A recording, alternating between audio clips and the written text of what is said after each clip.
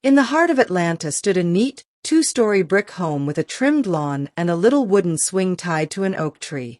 It was the Johnsons' house, and everyone on the block admired them. To the neighbors, Monica and David Johnson were the model couple. Monica, a graceful woman in her mid-30s, carried herself with quiet charm. She was the kind of mother who braided her daughter's hair every Sunday evening while singing old church hymns. David, her husband, was a tall man with a calm, commanding presence. He worked as a logistics manager and was known for being steady and hard-working. Their children, Marcus and Layla, were the joy of their lives. Marcus, 10 years old, was sharp and observant, always asking questions about the world. Layla, at 7, had a bubbling laugh that could light up the whole house. Together, they made the kind of family people admired from afar. Sundays were their favorite. The Johnsons would attend service at New Light Baptist Church, where Pastor Henry often referred to David and Monica as examples of family grace. Afterward, they would host family dinners with Monica's famous cornbread and collard greens.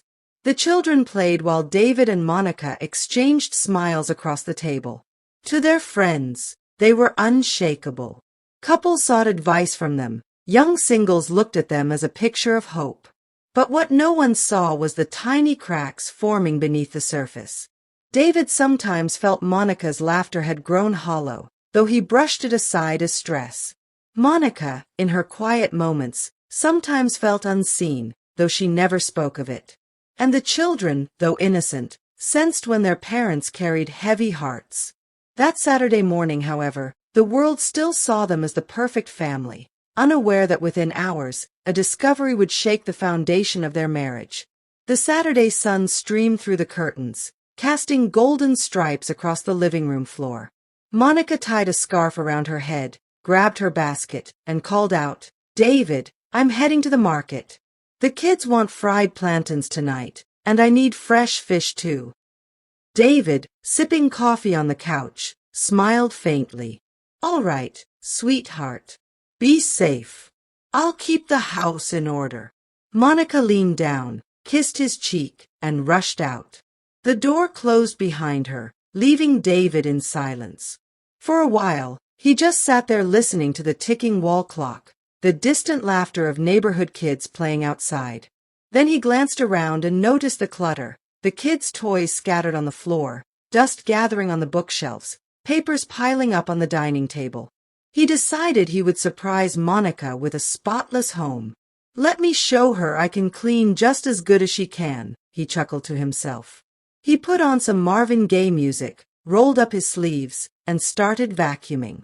The rhythm carried him from room to room, picking up socks, folding blankets, wiping down counters. He even found himself humming along to Let's Get It On as he mopped the kitchen floor.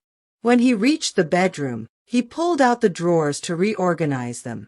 That was when his hand touched an unfamiliar envelope tucked beneath a pile of scarves. Curious, he pulled it out. It wasn't sealed. David hesitated. He wasn't the kind of man to snoop, but something about the weight of the envelope made him pause. He slid the papers out slowly. The first page was a handwritten letter. The words pierced him like a blade. "I can't stop thinking about you, Monica. Every time I see your smile, I feel alive. You make me feel things I've never felt before. Counting the days till I hold you again." The letter wasn't from him. David's heart stopped. His hands trembled as he turned the pages. More letters, all signed by someone named Andre. His vision blurred. The mop clattered to the floor. No. Monica, why? He sank onto the bed, clutching the letters to his chest. His mind raced, anger, disbelief, sorrow all crashing like waves. He thought of the children, the church, the family dinners. All of it felt like a lie now. And at that moment, David knew his life would never be the same. The house felt like it was holding its breath. David sat on the edge of the bed, gripping the letters so tightly his knuckles turned white. He could hear the faint hum of Monica's favorite gospel station still playing from the living room speakers. The cheerful music mocked the storm raging inside his chest. Moments later, the sound of the front door opening echoed through the house. Monica's voice followed, light and melodic. "David, I'm back. You won't believe how sweet the tomatoes look today," she called, her footsteps quick against the tiled floor. Bags rustled as she placed them on the counter. David rose, his chest heavy. He walked slowly into the living room. Monica turned, smiling, until she saw his face. The letters trembled in his hand.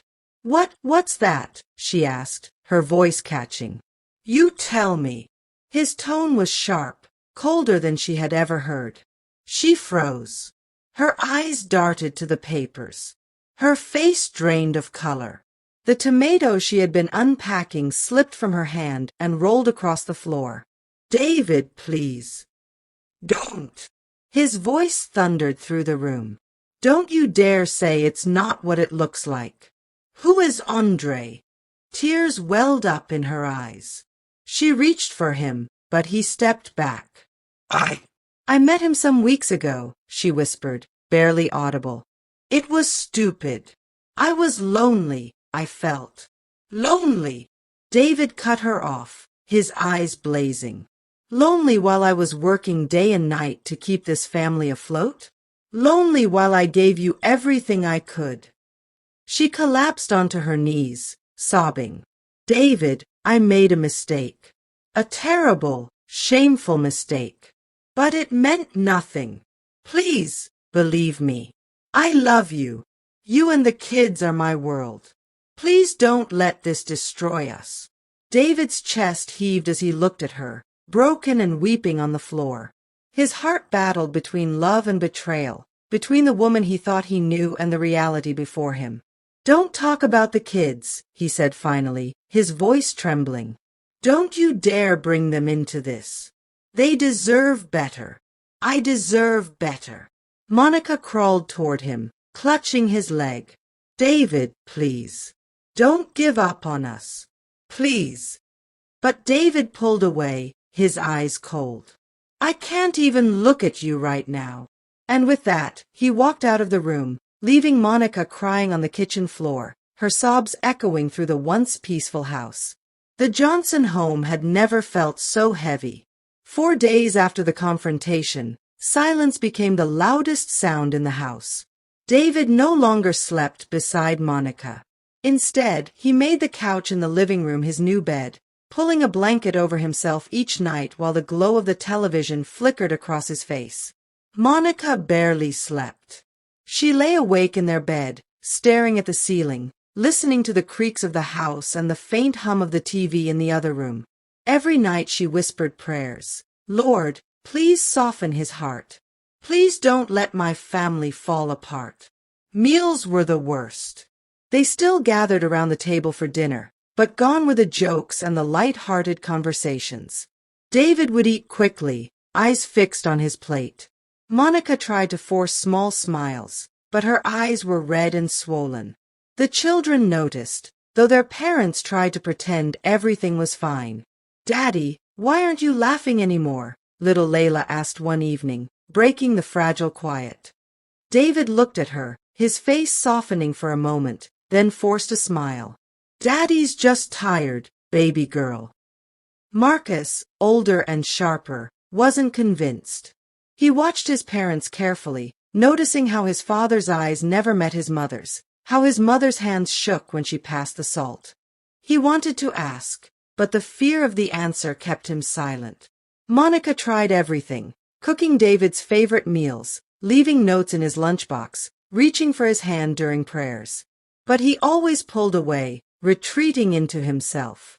At night, she sometimes crept into the living room and stood by the couch, watching him sleep.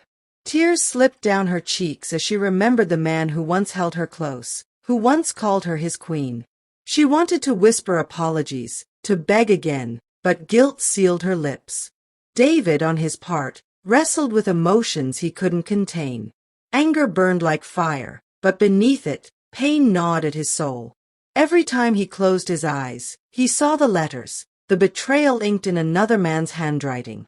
And though the house still looked the same from the outside, neatly kept, children playing in the yard, inside, it was as though a wall had been built, dividing husband and wife, leaving their children caught in the quiet, invisible war.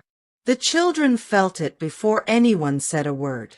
Marcus lay awake in his room one night, listening to the muffled sound of the television downstairs and the faint creak of the floorboards as his mother paced the hallway. He remembered when laughter used to echo through the house, when his dad would tickle Layla until she squealed, when his mom would sing while cooking. Now, the house felt like a stranger had moved in, silent, cold, and unfamiliar. "Marcus," whispered a small voice from the doorway. It was Layla, clutching her teddy bear. "Can I sleep here tonight?" He sat up and nodded. She climbed into his bed and curled beside him. After a few minutes of silence, she asked, "Why doesn't Daddy sleep with Mommy anymore?" Marcus bit his lip. At 10, he didn't fully understand, but he knew something was broken. "I don't know," he said softly. "But they're mad at each other." "Is it my fault?" she whispered, her big eyes brimming with tears. "No, Layla. It's not us," Marcus assured her, though his own voice trembled. He wanted to believe it too. The next morning, during breakfast, the children watched their parents carefully. Monica placed eggs and toast on the table, forcing a smile. David muttered a quiet, "Thanks," without looking at her. Marcus noticed the way his father's jaw clenched, the way his mother's hands shook as she poured juice. Layla poked at her food, glancing between them. Finally, Marcus spoke. "Daddy, why don't you and Mommy talk anymore?" The room froze. David looked at his son, his throat tightening. He wanted to shield them, to hide the truth, but the pain in Marcus's eyes was undeniable. "Sometimes," David said carefully, "grown-ups have problems. But it doesn't mean we don't love you. We'll figure it out." Monica's eyes filled with tears. She reached for Marcus's hand. "Your father is right. We love you both very much." But Marcus wasn't satisfied. He pulled his hand away gently, his young face serious. "If you love each other, then why do you act like strangers?" Neither parent could answer. The silence that followed was louder than words, and the children carried it with them like invisible weights on their small shoulders. Monica sat by the window that evening, staring at the children playing outside. Layla's laughter floated through the air as Marcus chased her around the swing. Their joy was innocent, untouched by the storm inside the house. Monica pressed a hand against her chest, guilt clawing at her heart. She replayed the moment David held those letters in his hands, the hurt in his eyes, the way his voice cracked.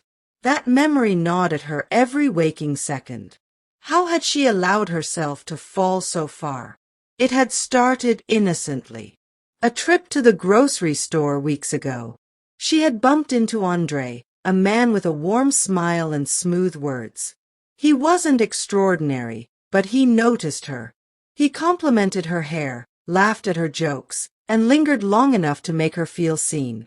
4 years, Monica had poured herself into her home, cooking, cleaning, helping with homework, supporting David's career. But somewhere along the way, she began to feel invisible. David wasn't unkind, but he was consumed with work, always tired, always carrying stress. Their conversations became routine: bills, the kids, the house. The spark they once had dimmed quietly, without warning. When Andre began calling, she told herself it was harmless. Just someone to talk to, she reasoned. But soon, his words filled a void she hadn't admitted was there. His letters, sweet, reckless, dangerous, slipped into her purse and later into her drawer. She never told him she was married, but deep down, she knew her silence was its own betrayal. Now, with every glance at David's cold eyes, every tear on Marcus's face, she realized the gravity of her mistake. She hadn't just betrayed her husband, she had wounded her children, fractured her home, and jeopardized everything she held dear. That night, she knelt beside her bed, tears soaking the sheets.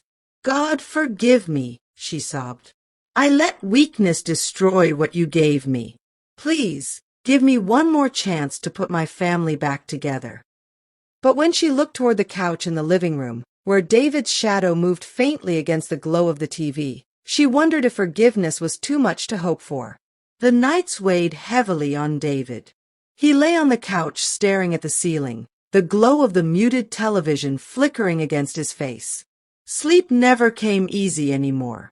Every time he closed his eyes, he saw Andre's words etched on those letters, saw Monica's tears, heard her begging. He clenched his fists. How could she? After all I gave, after all we built? His pride burned. To him, it wasn't just about the affair. It was about trust, about respect, about the dignity he carried as a husband and father. In their neighborhood and church, he was admired as a steady man, the kind who had it all together. Now he felt like a fool. At work, even his colleagues noticed his silence. One afternoon during lunch, his friend James, a truck driver he often confided in, sat across from him. "Brother, you've been quiet these days," James said gently. "Something eating at you?" David looked down at his untouched sandwich. His jaw tightened. "It's Monica," he muttered. She betrayed me." James's eyes widened. "You mean?" David nodded sharply. "I found letters. From another man." For a moment, James was silent. Then he sighed. "That's heavy, brother. Real heavy. But don't let anger swallow you. I've seen good men destroy themselves holding on to pain." David's chest tightened. "What am I supposed to do? Pretend it didn't happen? Every time I see her face, I remember those letters." That night, after putting the kids to bed, David found himself sitting on the porch, staring into the dark. The crickets chirped, the streetlights glowed faintly, but his heart was restless. Finally, he picked up his phone and dialed a number he hadn't used in months. "Pastor Henry," he said when the familiar voice answered. "It's David. I need to talk." The pastor's tone was warm, steady. "Son, my door is always open. Come by tomorrow. We'll pray. We'll talk this through."